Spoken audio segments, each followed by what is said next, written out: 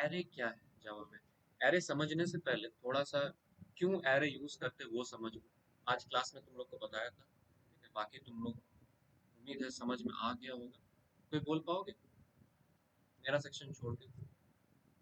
Array हो गया ना, शुरू तो हो गया ना। एक वेरिएबल में बहुत सारा वैल्यू स्टोर करने के लिए। जैसे मान लो तुम्हारे पास एरे का कंसेप्ट तुमको नहीं पता, तो क्या है, मान लो तुमको मार्क्स स्टोर करना है, ठीक है।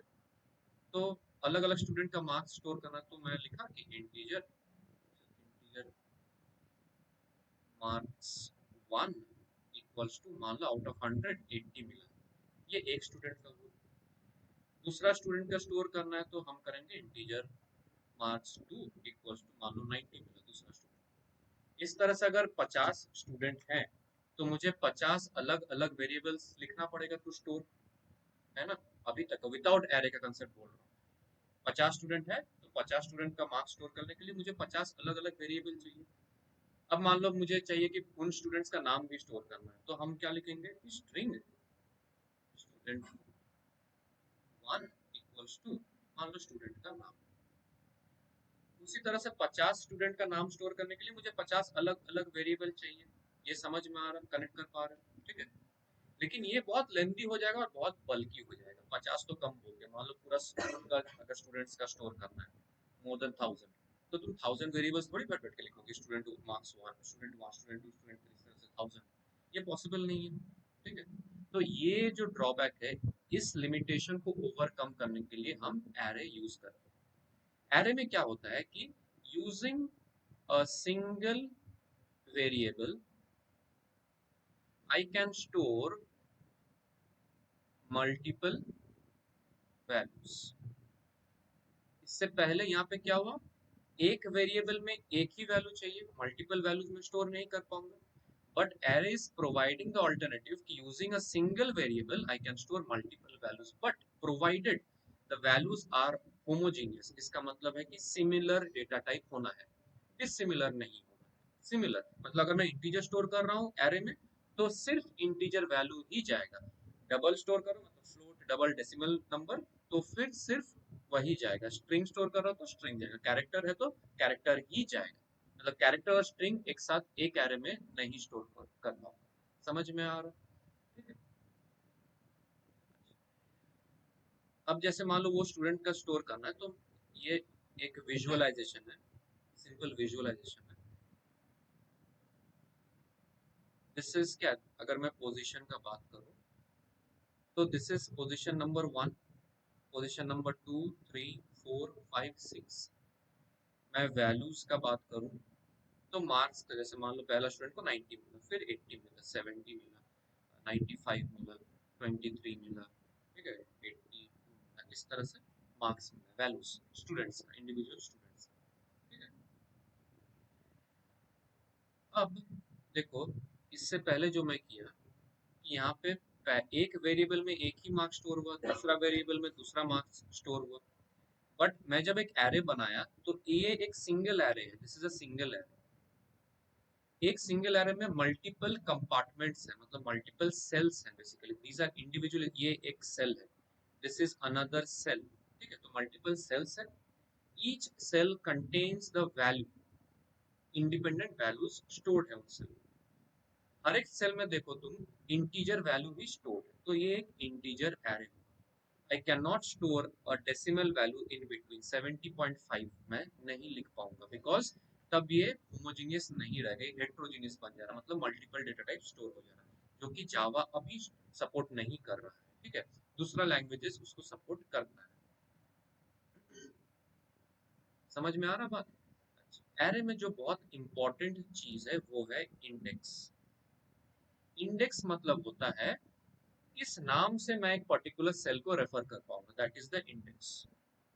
जैसे इंडेक्स स्टार्ट्स ऑलवेज, एरे में इंडेक्स स्टार्ट्स विद 0, तो उसके बाद वाला 1, उसके बाद वाला 2 3 4 5 एंड सो फोर्थ।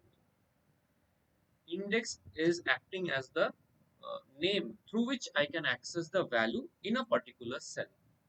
जैसे मान लो ये array का नाम है, the name of this array is suppose marks। ये एक सिंगल वेरिएबल आया, इस मार्क्स वेरिएबल में 1 2 3 4 5 6 टोटल 6 स्टूडेंट्स का मार्क्स स्टोर है। एक सिंगल वेरिएबल है, मल्टीपल वैल्यूज स्टोर किया हुआ है। समझ में आ? इसको अगर मुझे एक्सेस करना है, जैसे मान लो मुझे इस पर्टिकुलर वैल्यू को एक्सेस करना है, तो I would write marks and then within the bracket its index number. ठीक है, इस तरह से हम लिखेंगे। आगे देखेंगे कि कैसे होता है। मोटमाट ये एरे का थोड़ा बहुत विजुअलाइजेशन क्लियर है? हाँ, अभी तक का। अच्छा, अब हम थोड़ा सा नोट्स में रेफर करते हैं। Arrays in Java are non-primitive data types that store elements of similar data type in the memory. Primitive और non-primitive क्या होता है? What are primitive data type and non-primitive data type? कोई नहीं पता? Primitive data type? हर्ष, बताइए कुछ। Primitive क्या है? Non-primitive data type क्या है? Data type क्या है? Data type क्या है? The type of data a variable can store is referred to its data type. Data type तुम दो क्लासिफाई कर पाओगे, एक है प्रिमिटिव, एक है नॉन प्रिमिटिव। अगर कंप्यूटर का भूल जाओ, नॉर्मल अगर मैं प्रिमिटिव वर्ड का बात करूं तो इसका मतलब क्या होता है? बाहर कहीं सुने हो प्रिमिटिव? कभी नहीं सुने प्रिमिटिव? हाँ सुने। सर कब सुने हो? और एकदम भूल ही गए? हाँ बोलो। Hello sir. भूल ही गया था। हाँ बोलो। Sir primitive main. मतलब क्या होता है? सर मेन शायद से। हाँ, मेन मेन। जोर से बोलो यार। Sir main main. शायद से, नहीं पता हमको। प्रिमिटिव का मतलब होता है प्रिमिटिव बीइंग्स। ये वर्ड सुने हो? कहाँ सुने हो? हाँ, मूवी में देखे थे। इसका मतलब क्या होता है? प्रिमिटिव बीइंग्स मतलब जो एकदम पहले से है, ठीक है, आदि मानव, प्रिमिटिव बीइंग्स। तो उसी तरह से जब तुम जावा इंस्टॉल कर रहे हो तो कंपाइलर में ऑलरेडी कुछ कुछ डेटा टाइप स्टोर्ड है पहले से, तो उनको प्रिमिटिव बोलते हैं, primitive data types. For example इसमें आ जाएगा इंटीजर, फॉर एग्जांपल इसमें आ जाएगा फ्लोट, ठीक है, फॉर एग्जांपल इसमें डबल, कैरेक्टर, ये सब आ जा रहा है। बात समझ में आ रहा है? स्ट्रिंग नहीं, स्ट्रिंग का नहीं, नॉट स्ट्रिंग। नॉन प्रिमिटिव का मतलब होता है which are composed out of primitive data types। बात समझ में आया? जो प्रिमिटिव डेटा टाइप से बन रहा है those are non primitive data type. ठीक है, फॉर एग्जांपल अ स्ट्रिंग। क्यों? क्योंकि स्ट्रिंग क्या है? String is a combination of multiple characters.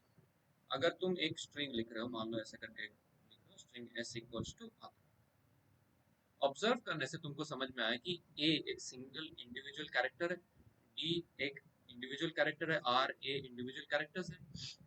Individual characters को कंपाइल एक साथ रखने से ही स्ट्रिंग बन रहा है ना?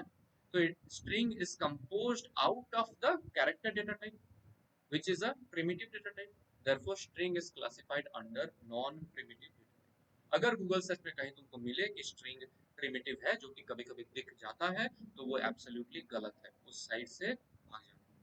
ठीक है, वो ब्राउजर क्लोज कर देना। ठीक है, स्ट्रिंग प्रिमिटिव नहीं है, string non primitive data type है। बात समझ में आया? तो it is primitive and non primitive. तो यहाँ पे जो लिखा हुआ है कि जावा arrays in java are non primitive data types that store elements of similar data types in the memory। array itself is a non primitive data type because वो तो existing primitive data type से बना हुआ है ना। एक array में multiple, मान लो integers है, एक array में multiple characters है, एक array में multiple strings है, तो ultimately array is composed of the primitive data types which makes it a non primitive itself। ठीक है, बात समझ में आया? अच्छा, arrays can store both primitive and non primitive data in it। array अपने आप में primitive data type भी रख सकता है, non primitive भी रख सकता है। example of primitive data type is the integer one जो अभी दिखाए। example of non primitive would be array में multiple strings stored है। बात समझ में आया? वैसे 50 स्टूडेंट का नाम स्टोर रखना है, तो वो हो जाएगा कि नॉन प्रिमिटिव स्टोर कर रहा है। तो array itself is a non-primitive data type and it can hold both primitive as well as non-primitive data types within it. Clear है? समझ में आया? कुछ दिक्कत यहाँ तक? पूछना है तो बोलो। डाउट है? तुमको तो डाउट रहता है, बोलो। नहीं? The data that represents a number of similar or different data under a single declaration is composite data type. ये क्लास वाला चैप्टर में मिल जाएगा। अच्छा, यहाँ पे जो इम्पोर्टेंट है वो है there are two types of arrays. One is single dimensional array and the other is multi-dimensional array. Multi-dimensional में 2D, 3D मतलब 2 dimensional, 3 dimensional ये सब आ जाता है। तुम्हारे सिलेबस में 1D है और 2D है, 1 dimensional and 2 dimensional, ठीक है। 1 dimensional का मतलब होता है ये वाला, ये वाला जो कि एक लीनियर में आ जा रहा है, 1 dimensional array। समझ में आ रहा है? जैसे 1 dimensional मतलब तुम अगर ये एक्स वाई प्लॉट करोगे तो ये सिर्फ एक में आ रहा है ना, लीनियरली आ रहा है, तो this is 1 dimensional array। 2 dimensional array is like a matrix, इस तरह से बनता है।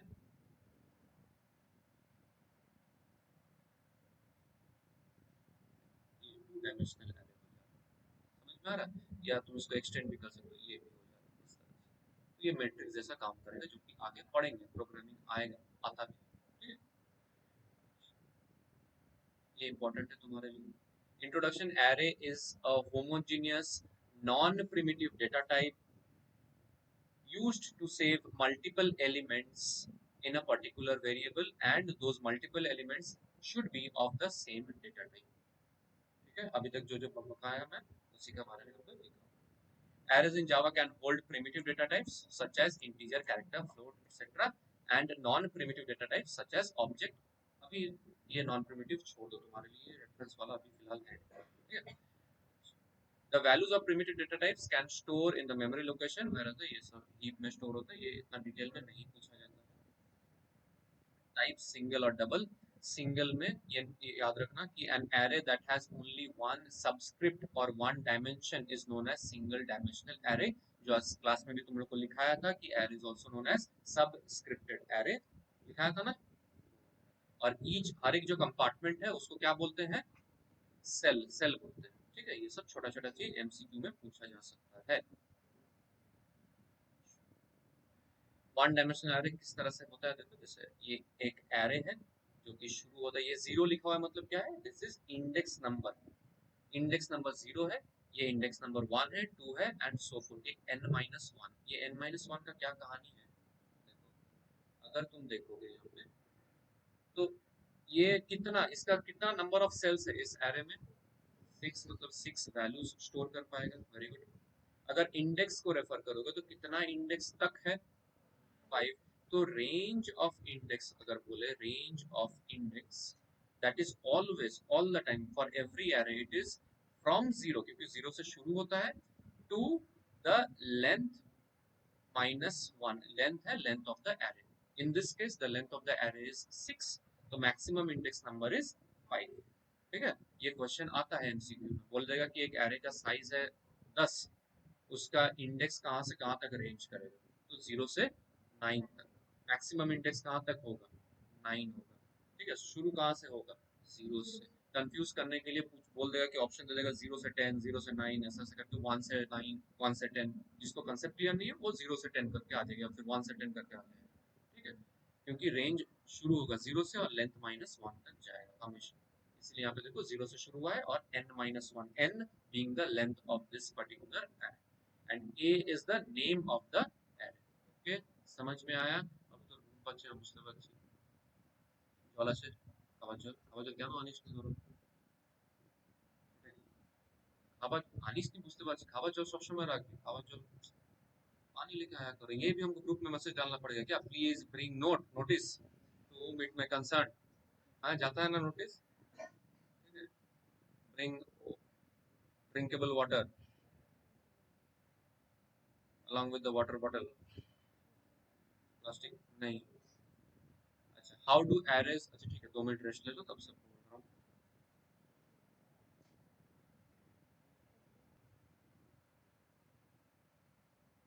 Okay. How do arrays work, जैसे अभी बोला कि मार्क्स स्टोर करना है, यहाँ पे एग्जांपल है कि 3 2 5 5 स्टूडेंट का मार्क्स स्टोर करना है, तो मार्क्स 1 मार्क्स 2 मार्क्स 3 5 अलग अलग वेरिएबल क्रिएट हुआ है। इंडिविजुअल वेरिएबल्स में सिर्फ एक स्टूडेंट का मार्क्स स्टोर है, I can not store multiple marks, ठीक है। उसी जगह अगर तुम यहाँ पे एक एरे लेके करते, अगर यहाँ पे एक एरे क्रिएट होता, तो एक मार्क्स नाम का एरे होता, मार्क्स नाम का एरे होता, और उस एरे में 5 सेल्स होते, हर एक सेल्स में इंडिविजुअल मार्क्स 78 84 63 91 एंड 75। बात समझ में आया? इससे पहले जो पिक्चर था देखो, इसमें इसमें ये this is for referencing the value in this particular cell, जो कि एरे वेरिएबल नेम, उसके बाद within the third bracket the index number. समझ में आया? तो अकॉर्डिंगली अगर यहाँ पे इंडेक्स मैं लिख देता हूँ, इंडेक्स इज दिस इज 0 1 2 3 4, ठीक है। तो मुझे इसको इस वैल्यू को एक्सेस करना है, that is I need the value 78। तो मैं क्या लिखूंगा, मैं लिखूंगा सबसे पहले वेरिएबल नेम, फिर थर्ड ब्रैकेट, फिर the index number which is 0 in this case. इससे मेरा रिजल्ट क्या आएगा, 78। बात समझ में आया? ठीक है। उसी तरह से ये लिखा हुआ देखो, मार्क्स 0 78, मतलब 0th इंडेक्स में 78 वैल्यू स्टोर है, ठीक है। ये हो गया। अच्छा, अब जैसे तुम सुबह पूछ रहे थे ना किस तरह से वैल्यू स्टोर करना होता है, स्टोरिंग, स्टोरिंग का बात, ये तो मैं बोला कि how to access, this is accessing. Access कब करेंगे, जब ऑलरेडी वैल्यूज स्टोर्ड है। बट मान लो वैल्यू स्टोर्ड नहीं है, ठीक है, तब मैं किस तरह से वैल्यू उसमें स्टोर करूंगा, that is also through the index number. मैं क्या करूंगा, मैं लिखूंगा कि मार्क्स, मतलब कि जो वेरिएबल नेम है उसका, वो दिख रहा है तुमको? हाँ, पक्का? वहां चल जाओ, वहां जगह है, वहां जगह है, उधर चल जाओ आराम से। तुमको अगर दिक्कत हो रहा है तो एक बार इधर उधर कर, हम आगे पीछे हो रहे हैं ना। अगर दिक्कत हो रहा है तो वहां चल जा सकते हो, वहां जा सकते हो, जगह है, नहीं काटेगी वो, आराम से चल जाओ, चल जाओ। किसी को दिक्कत है तो वहां जा सकता है, वो नहीं काटती है। ठीक है, मार्क्स जैसे मान लो मेरे को ये कुछ है नहीं इसमें, ठीक है, इसमें 78 है नहीं, 84 है नहीं, 63 है नहीं, 91 है नहीं, 75 है नहीं, ब्लैंक है, ब्लैंक क्या रहेगा। मुझे इंडिविजुअल वैल्यूज स्टोर करना है, तो हम क्या लिखेंगे, मार्क्स, उसके बाद जैसे 0th इंडेक्स में मुझे कुछ स्टोर करना है, तो मैं लिखा 0 ब्रैकेट क्लोज इक्वल टू जो भी वैल्यू मुझे इनपुट करना है, विच इज 78 सपोज। तो यहाँ पे क्या आ जाएगा, 78 आ जाएगा। जैसे वेरिएबल लिखते हैं ना कि integer marks 1 equals to the value, इस तरह से स्टोर करते थे वेरिएबल में वैल्यू। उसी तरह से मार्क्स एक सिंगल वेरिएबल है, उसका 0th इंडेक्स में मुझे एक वैल्यू इनपुट करना है, तो वेरिएबल नेम, फिर इंडेक्स नंबर, उसके बाद वैल्यू, इस तरह से। समझ में आया? जैसे मान लो फर्स्ट इंडेक्स में मुझे एक वैल्यू पुट करना है, तो मैं क्या लिखूंगा बोलो, मार्क्स, थर्ड ब्रैकेट के अंदर index number which is 1 equal to जो भी वैल्यू पुट करना है विच इज 84। बट रिमेंबर, ये जो वैल्यू आएगा इसका data type should match with the data type of the variable, array variable. Integer है तो इंटीजर पुट करना है, फ्लोट है तो फ्लोट पुट करना है, डबल है तो डबल पुट करना है, कैरेक्टर है तो कैरेक्टर पुट करना है, स्ट्रिंग है तो स्ट्रिंग पुट करना है। बोलो, क्या नहीं समझ में आया?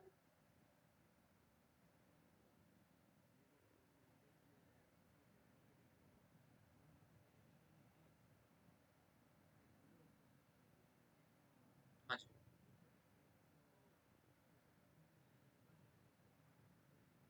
क्या इंटीजर डबल ले रहे, एरे का मार्क्स का, वो मैं आ रहा हूँ, उस पे आ रहा हूँ। अभी किस तरह से इंडिविजुअल इंडेक्स पे स्टोर हो रहा है वो समझो।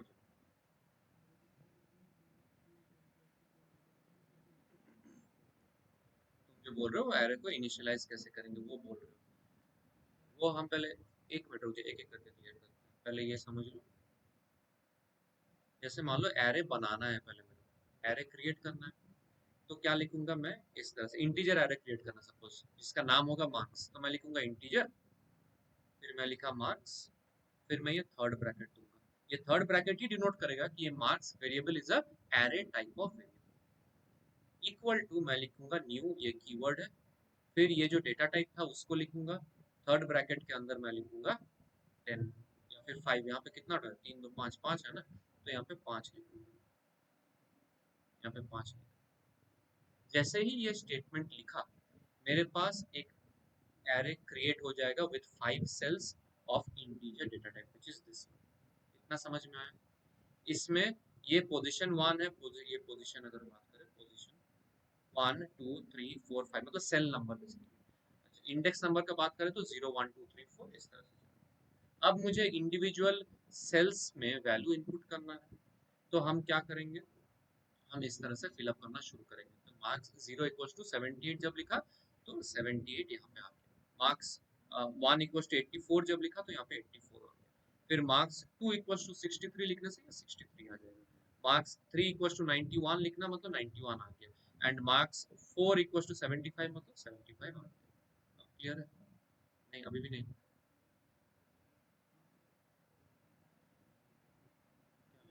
नहीं नहीं वो छोटा हो जाएगा, टेंशन मत लो, रुको स्टेप बाय स्टेप। पहले ही मैं शॉर्टकट दिखा दूंगा तो तुम्हारा बेसिक थोड़ी क्लियर होगा। आएंगे सब आएंगे, टेंशन मत लो। लेंथी अगर ऐसे ही लेंथ रहना होता तो फिर अलग वेरिएबल का क्या मतलब, कोई बात नहीं, ये लूप से हो जाएगा, रुक जाओ, वेट एंड वॉच। इतना क्लियर है सबको? हाँ बोलो।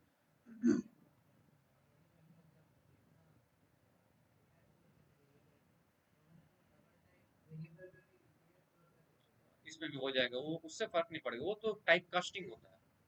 तुम डबल डेटा टाइप में इंटीजर वैल्यू डाला, जैसे मान लो डबल एक्स इक्वल्स टू 78 लिखा, तो 78 जब x में स्टोर होगा तो it is automatically type casted to 78.0। उसी तरह से यहाँ पे जब तुम रखोगे ना तो ऑटोमेटिकली टाइप कास्ट हो जाएगा, डबल में हो जाएगा। बात समझ में आ रहा है? ठीक है, वो दिक्कत नहीं है। लेकिन दिक्कत तब होगा जब तुम डबल वेरिएबल क्रिएट किया और उसमें तुम स्ट्रिंग वैल्यू स्टोर कर रहे हो, तब जाके दिक्कत आएगी, वो नहीं। ठीक है, सेम वैल्यू होने कोई फर्क नहीं पड़ेगा, क्या दिक्कत है? तुम इस तरह से लिख ही सकते हो कि integer marks 1 equals to 78 normal variable. तुम एक और लिखा इंटीजर मार्क्स 2 इक्वल्स टू 78, नहीं लिखते हो? कुछ दिक्कत होता है? अलग दो अलग अलग स्टूडेंट का मार्क्स सेम आ ही सकता है। तुम जैसे किसी का, तुम और गौरी आगे पीछे बैठे पूरा छाप के लिखा एक दूसरे का, आ गया सेम मार्क्स, हो ही सकता है, होता भी है ना? ना जो हंस रही हो तुम, हाँ, मेरे साथ तो ऐसा अनहोनी होता है। क्यों सर दोस्त? मेरे साथ 3 बार हुआ है ऐसा। প্যাকেট করে আসছি, দাঁড়া আমি একবারে সবগুলো কি করে বলবো, একটু দাঁড়া, একটাই তো মুখ আছে রে বাবা। आएंगे सब आएंगे, यूजर इनपुट ही कराएंगे, टेंशन मत लो।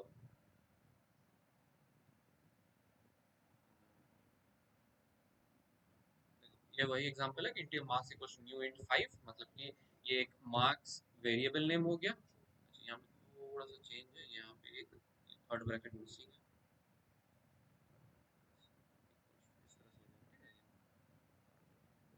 तरह से हो जाएगा integer marks equals to new int 5।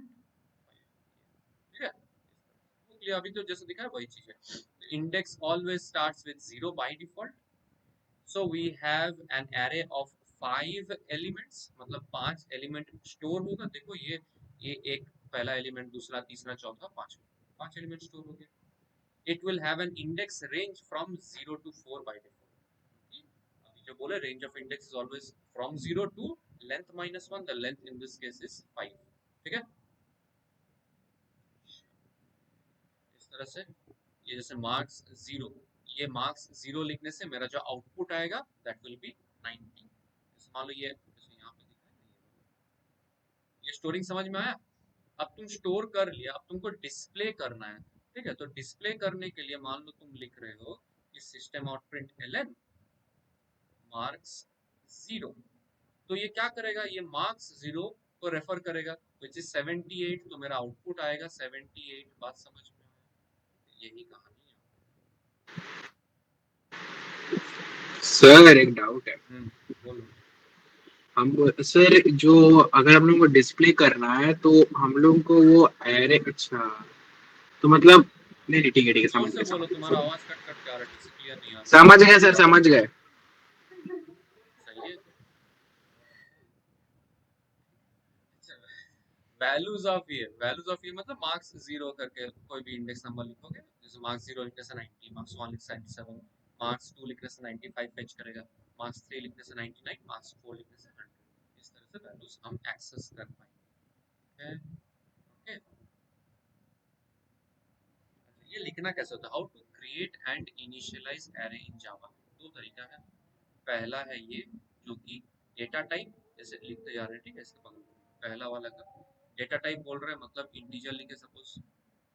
फिर ये थर्ड ब्रैकेट दिया है इस तरह से। फिर एरे नेम दिया है, तो मान लो एरे नेम देते हैं marks equal to new keyword as it is रहेगा। फिर से डेटा टाइप मतलब जो अभी लिखे थे वो। फिर थर्ड ब्रैकेट के अंदर लेंथ मतलब 5, ये एक तरीका हुआ, और सेमीकोलन। या तो फिर हम इसको लिख सकते हैं इंटीजर, पहले वेरिएबल नेम, उसके बाद ये थर्ड ब्रैकेट इक्वल्स टू, बाकी सेम रहेगा इंटीजर। ये दो तरीका है, दोनों ही एब्सोल्युटली वैलिड है। ठीक है, ये इस तरह से दे देगा एमसीक्यू में कि which is not a valid way to initialize arrays in Java. इस तरह से ये दो दे दिया, तीसरा कुछ भी एक दे देगा, चौथा बोल देगा नॉन ऑफ दिस, ऐसे करके। तो you have to select which one is invalid way to create arrays in Java. बस समझ में आ रहा है? ये दो तरीके, तीन ही चीज हुई। ठीक है ना, जो लिखे जो लिखे অসুবিধা নেই, আমি বকছি না। তুই এমন করে লিখেছিস তুই নিজে একটু পরে বুঝতে পারবি না। ঘুরে লিখছিস। कुछ नहीं है, बस ये तो हम दिखाए ना इससे पहले। ये जो थर्ड ब्रैकेट है, ये तुम वेरिएबल के बाद लिख सकते हो या फिर उससे पहले भी लिख सकते हो, कोई फर्क नहीं पड़ेगा, बट ये लिखना है। तुम अगर थर्ड ब्रैकेट नहीं मेंशन करोगे तो वो समझ में नहीं आया कि array type of variable create कर रहे हैं। ठीक है, जैसे both will create an integer array with length 5, ये वाला दोनों ही बात देखो। ठीक है, समझ में आया? We can initialize array in the following ways, ये तरीका है array create करने का। सबसे पहले हम लिखेंगे इंटीजर, वो एक array डिक्लेयर इनिशियलाइज करेंगे बेसिकली। ठीक है, इस तरह से। इससे क्या होगा, मेरा एक array क्रिएट हो जाएगा। array क्रिएट हो जाएगा, कितना साइज का होगा? 5 साइज का। इसमें से मैं क्या दे रहा हूँ कि माई एरे 0 इक्वल्स टू 10, मतलब कि 0 1 2 ये इंडेक्स पोजीशन है, तो 0 में 10 आएगा, मतलब यहाँ पे वैल्यू 10 दिया हूँ, और 2 पे वैल्यू 37। समझे बात? बाकी मैं कुछ दिया नहीं। तो यहाँ पे प्रिंट क्या हो रहा है, देखो, ये जीरो इंडेक्स वाला प्रिंट हुआ, ये सेकंड इंडेक्स वाला प्रिंट हुआ। First, third, fourth index by default zero value ले लेगा। ठीक है, क्यों? क्योंकि इंटीजर का बाय डिफॉल्ट वैल्यू स्टोर होता है जीरो। नॉर्मल इंटीजर, तुम अगर इंटीजर लिख के उसको प्रिंट कर रहे हो तो वो बाय डिफॉल्ट जीरो से ले लेगा इसी। और क्योंकि ये इंटीजर आ रहे हैं, तो बाकी पोजीशंस में वो खुद ब खुद जीरो ले लेगा। बात समझ में आया? ये पर्टिकुलर क्वेश्चन से भी थोड़ा घुमा के पूछ लेता, हम देखेंगे आगे, थोड़ा सा कंसेप्ट क्लियर होने के बाद देखेंगे। फिलहाल ये करके देखते हैं प्रैक्टिकल में क्या बोलता है। घुस जाओ फोन में और क्या।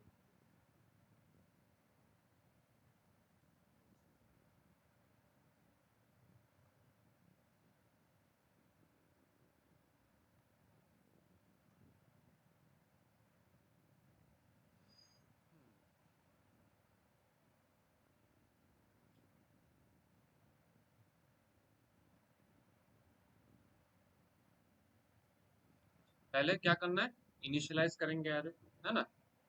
इनिशियलाइजिंग एन एरे कैसे करेंगे बताओ? इंटीजर डेटा टाइप का मार्क्स वाला एरे क्रिएट करना है 5 साइज का, तो int marks, that is the variable name, third bracket open close equals to new, फिर से int, और थर्ड ब्रैकेट के अंदर size which is going to be 5, है ना। इससे मेरा एक एरे क्रिएट हो गया, लीनियर 1D एरे, इसमें 5 सेल्स हैं। इसका रेंज होगा 0 से लेके 4 तक। ठीक है, अच्छा, अब मेरे को स्टोर करना है इसमें वैल्यू। तो मैं लिखूंगा मार्क्स, मान लो मैं लिखता हूँ 0, 0 इंडेक्स में मुझे स्टोर करना है, कितना? 100 में 10, 10।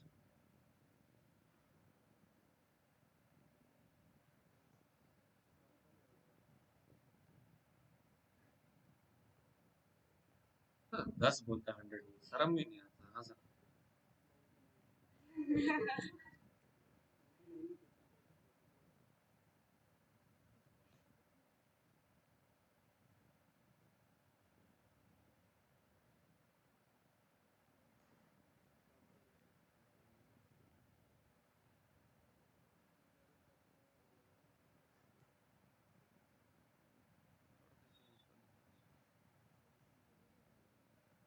ठीक है, ये सबका कंप्यूटर मार्क्स है।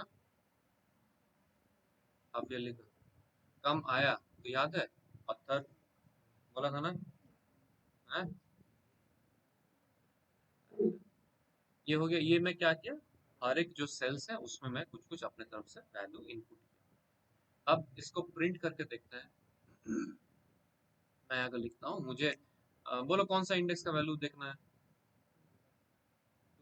ठीक है, 2 देखते हैं। और क्या देखना है, कौन सा देखना है बोलो, 4। 4 का देखना है। ठीक है, ये 2 देखते हैं। क्या आउटपुट आएगा बताओ, गेस करो।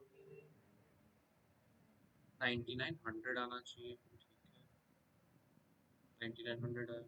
बात समझ में आया कैसे हो रहा है। अब सपोज मैं क्या करता हूँ, ये फोर्थ वाला को हटा देता हूँ, मतलब फोर्थ को मैं अलग से वैल्यू नहीं दे रहा।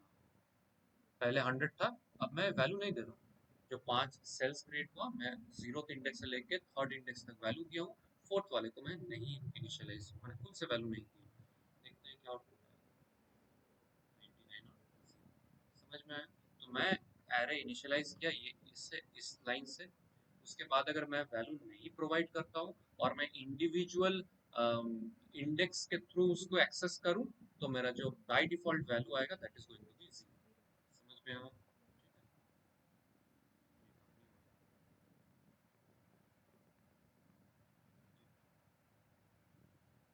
ये यहाँ पे इसलिए है, क्लियर है। ये हो गया तुम्हारा स्ट्रिंग टाइप ऑफ एरे। ये पहला वाला देखो इंटीजर एरे यहाँ पे डिक्लेयर किया हुआ।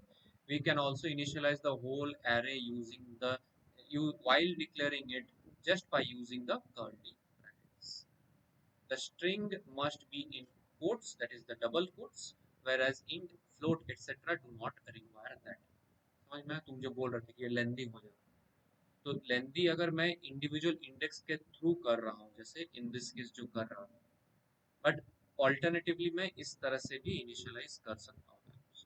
जब मैं लिख रहा हूँ ना, डिक्लेयर कर रहा हूँ एरे को, उसी वक्त मैं इसको कर सकता हूँ। तो जैसे मैं अभी तक जो सीखे थे कि int array third bracket open close equals to new int size, वो नहीं लिख के मैं अगर ऐसे लिखना int third bracket variable name equal to दे के यहाँ, उसके बाद यहाँ पे इस साइड जो था ना न्यू इंट करके, इसको हटा के मैं डायरेक्टली यहाँ पे वैल्यूज इनपुट कर सकता हूँ। जब मैं वैल्यूज इनपुट करूंगा तो देखो कितना वैल्यूज इनपुट किया, 1 2 3 4 और 5, टोटल 5 वैल्यू है। तो ये क्या करेगा कंपाइलर, ये एक एरे बनाएगा विथ साइज 5, जो कि वैल्यूज 1 2 3 4 5 ऐसे करके लीनियरली उसको स्टोर कर देगा। तो समझ जाए, इसका रेंज भी वही होगा 0 से लेके 4, इसका लेंथ हो जाएगा 5। ये खुद ब खुद कर लेगा। बात समझ में आया। बोलो।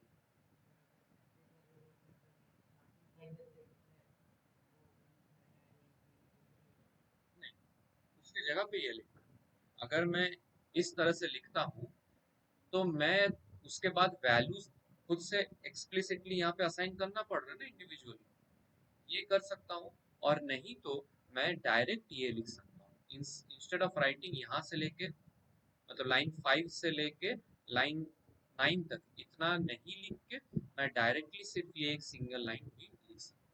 ये भी वैसा ही काम करेगा। बात समझ में आया, अभी ना कुछ दिक्कत है पक्का।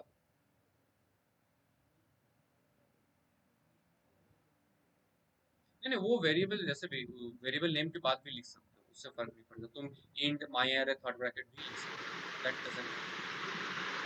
ये जस्ट सर बोलो।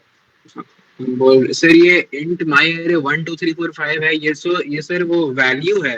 हाँ जी, वैल्यू है। Okay sir. जैसे मार्क्स वाला का बात करें तो int marks equals to third bracket के अंदर कितना कितना था, 90 95 99 90 95 99 100 100।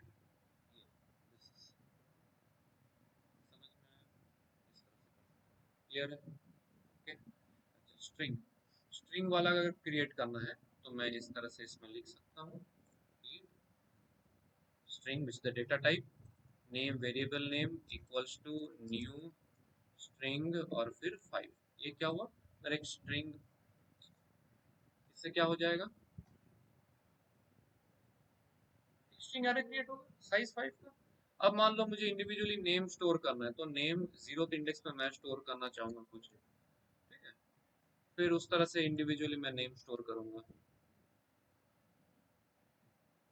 समझ में आ रहा? अब इसको डिस्प्ले करना है मुझे, तो मैं लिखूंगा नेम 0, तो वो डिस्प्ले हो जाएगा। ठीक है?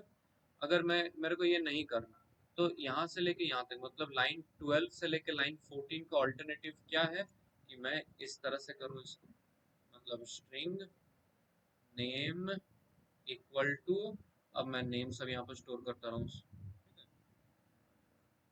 ऐसे करके जो भी नेम है मैं इंडिविजुअली स्टोर करता हूँ ऑल्टरनेटिव। क्लियर? समझ में आया? ठीक है,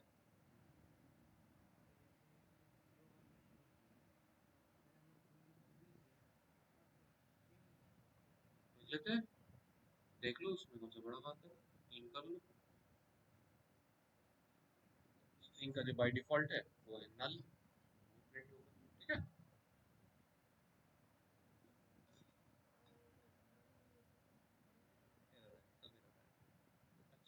ये पूछती है कि अगर मैं नंबर ही नहीं लिखा है यहाँ पे, जैसे सिर्फ ऐसे ऐसे बोल रही हो, तो ये तो सिंटेक्स एरर आ जाएगा तुम्हारा, प्रॉब्लम आ जाएगा सिंटेक्स, ठीक है। अच्छा, एक और चीज, जैसे मान लो इसमें, इसी में भी हो सकता है, ये एरे का साइज क्या है, 5, मतलब इंडेक्स मैक्सिमम कहाँ तक जाएगा, 4।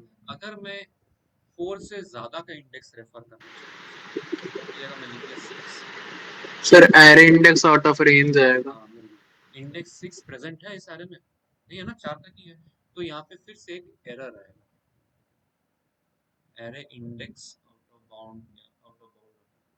ये एरर नाम पूछ लिया था पिछले साल, ये कौन सा टाइप का एरर आता है, तो ये है array index out of bound exception, जो कि जावा डॉट लैंग में इस तरह से आ जाता है। क्यों? क्योंकि जब भी तुम्हारा जब प्रोग्राम करो और इस तरह का कुछ एरर आए, array index out of bound, समझ लेना कि एरे में ऐसा इंडेक्स को रेफर करना चाह रहा है विच इज नॉट प्रेजेंट, तो अकॉर्डिंगली तुम उसका एडिट या मॉडिफिकेशन या करेक्शन कर पाओगे। ठीक है, ये एरर समझना बहुत जरूरी होता है, प्रैक्टिकल में तुमको एरर समझ में नहीं आएगा तो तुम करेक्ट नहीं कर पाओगे। तो जैसे ही तुम देखोगे array index out of bound, तो अपना तुम लूप या जो भी जैसे भी तुम एरे को एक्सेस कर रहे हो, चेक कर लेना कि तुम ऐसा एक इंडेक्स को रेफर कर रहा है which is more than the required index, ऐसा हो रहा है। ठीक है, समझ में आया? हाँ बोलो अभिनव।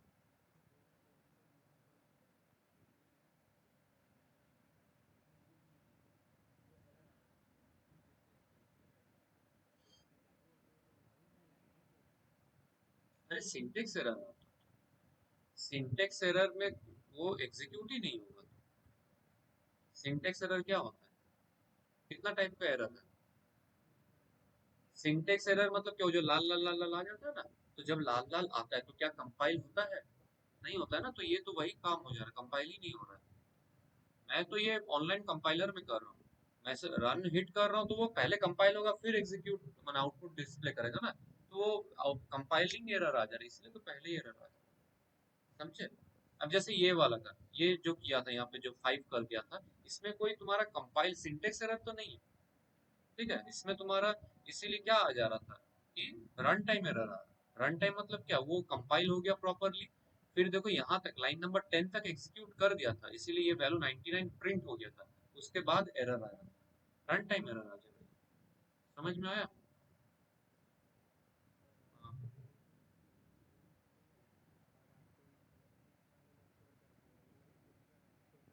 एरर आएगा, 6 इंडेक्स ही तो नहीं है, नहीं है ना, तो एरर आ जाएगा। ठीक है, समझ में आया? चलो अब अपने से करो एक छोटा सा, कैसे करना होता है कि अभी जो जो सीखा है।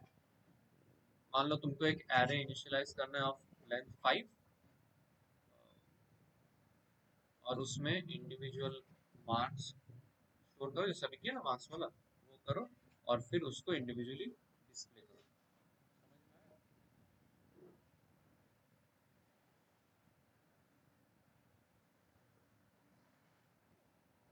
चलो शुरू करते हैं।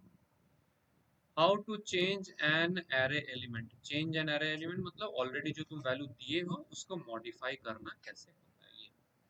To change a value at a specific position मतलब यहाँ पे वो इंडेक्स के थ्रू रेफर करने का बात कर रहा है, ठीक है। इन जावा array in refer to an index. By providing the index value, we can tell the Java compiler where we want to change the value. For example,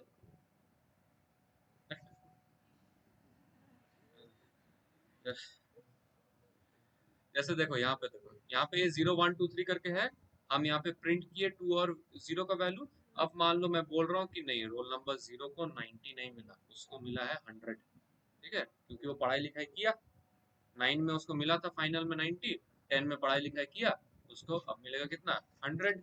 तो हम क्या करेंगे, हम एरे वेरिएबल नेम थ्रू इन 0 को रेफर करेंगे, equal to मैं updated marks यहाँ बैठा दूंगा और फिर से मैं डिस्प्ले कर दूंगा उस पर्टिकुलर इंडेक्स को इस तरह से, एग्जैक्टली। देखो पहले 90 था, 99 था which is the second one, ये फिर 90 था विच इज द एरे 0 जो इनिशियली जो था, उसके बाद हम इसको अपडेट किए, फिर से हम उसको डिस्प्ले किए तो अभी 100 आ गया, ठीक है। उसके बाद फिर आता, तो ये क्या हुआ, ये यूट्यूब में सक्सेस स्टोरी दिखाता है, वैसे सक्सेस स्टोरी हो गया, ठीक है। समझ में आया, तो बस इतना सा बात है। अच्छा अब यहाँ पे देखो क्या बोल रहा है कि for this we need to use the square bracket with an index number inside it if somehow we entered an index number bigger than the length of the array, then the exception occurs, that is array index of the form, ठीक है। ये एक programme है जो कि अभी programme किया ना, वैसे एक प्रोग्राम का यहाँ पे दिया जैसे सर हाँ हम बोल रहे जो एरर आएगा एरर वो आएगा। एरे मतलब वो तो इफ द एरे इंडेक्स से ज्यादा होगा तो ना एरर आएगा। कुछ समझ में नहीं आ रहा तुम्हारा बात हमको। सर देखिए तुम एरे का लेंथ जैसे 5 है हाँ जी। और एरे का इंडेक्स तो 4 होगा, 4 तक हाँ। जाएगा। तो अगर हम ये एरे का वाला बात मतलब कर वो रहे हो ना, अगर एरे लेंथ का बात कर रहे हो ना। हाँ हाँ ये लेंथ -1 इतना समझ लेना, एरे लेंथ -1। हाँ तो मतलब फिर वो इंडेक्स जितना होना चाहिए। हाँ highest okay index, max index. Okay sir. जैसे ये वाला एक स्ट्रिंग एरे स्टोर करने के लिए इस तरह से करेंगे, ठीक है। ये जब स्टोर होगा तो अगर विजुअली देखा जाए तो ये कुछ इस तरह से होगा, मतलब 0 पे पाइथन, 1 में जावा, C++, C, PHP, जिस ऑर्डर में है उसी ऑर्डर में।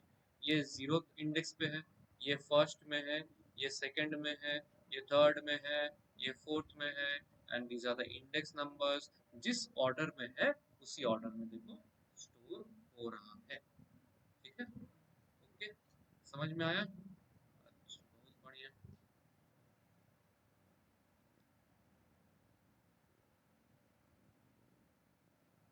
अब देखो इतना लेंदी प्रोसेस नहीं करके हम लोग क्या करेंगे, इसका स्क्रीनशॉट दे दें क्या, दे दे दो।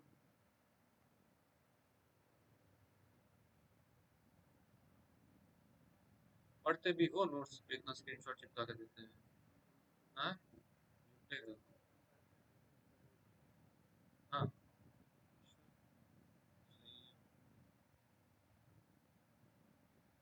ठीक है। अब जैसे अभिनव बोला कि भाई इतना लेंदी प्रोसेस है, इससे अच्छा तो मैं वेरिएबल ही डिक्लेयर कर देता। सही बात की एकदम 100%।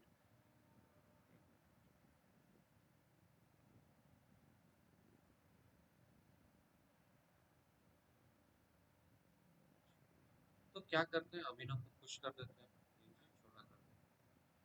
कैसे करेंगे, अब हम लोग लूप यूज करेंगे। उम्मीद है लूप का कंसेप्ट क्लियर है सबको, बाबू लूप क्लियर है, लूप का कंसेप्ट क्लियर है, फॉर लूप का। हाँ तुम्हारा क्लियर है, इसमें लूप का बहुत काम है।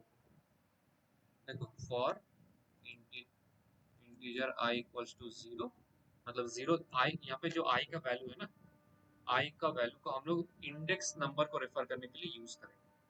तो ये सोच के बताओ कि i का अगर लोअर लिमिट 0 है तो अपर लिमिट कितना होना चाहिए, 4 होना चाहिए exactly. i less than equals to 4 और i प्लस प्लस, ठीक है। अब हम जैसे यूजर इनपुट का बात किया जाए तो import java dot util dot scanner हम लोग का सबसे फेवरेट लाइन। उसके बाद scanner object, scanner is equals to new scanner system dot in, ठीक है। इसके बाद हम प्रॉम्प्ट डालेंगे कि सिस्टम आउट प्रिंट, बोलेंगे कि एंटर 5 इंटीजर नंबर्स, ठीक है। ये हो गया। यूजर प्रॉम्प्ट देखेगा, प्रॉम्प्ट देखने के बाद मैं एक एरे इनिशियलाइज किया जिसमें 5 पोजीशंस होंगे।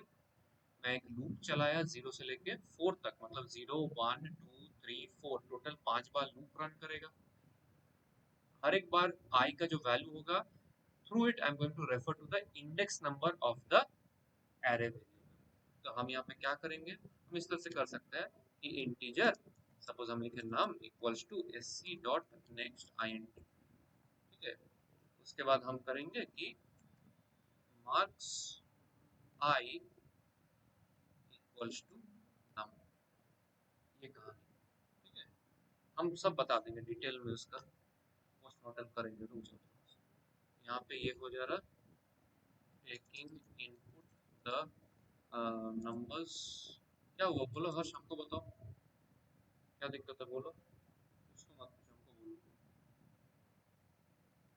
बोलो।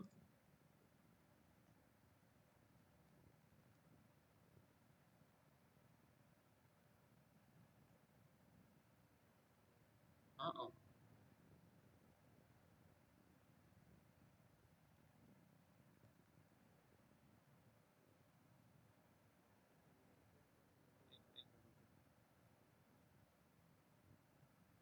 लेस देन इक्वल टू हो जाएगा, वो इक्वल टू की जगह माइनस प्लस हो गया। यहाँ पे मैं वैसे डिस्प्ले कर देता हूँ, सिस्टम डिस्प्ले सिस्टम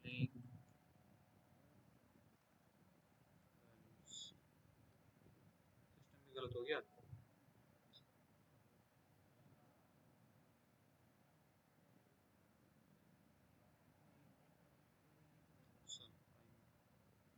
लोग अभी क्लास है ना, इस चक्कर में हड़बड़ा रहा हूँ, इसीलिए एक बार देखते हैं कैसे ये रन करेगा।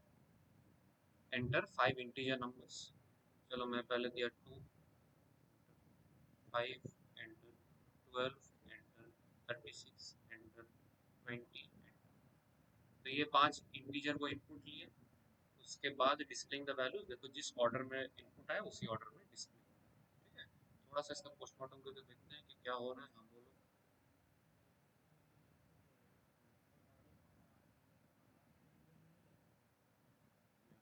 डायरेक्ट मार्क्स वेरिएबल कैसे, मार्क्स वेरिएबल में तो मल्टीपल वैल्यूज है, उसको तुमको तो रेफर करना पड़ेगा ना कौन सा इंडेक्स पे ले रहे हैं।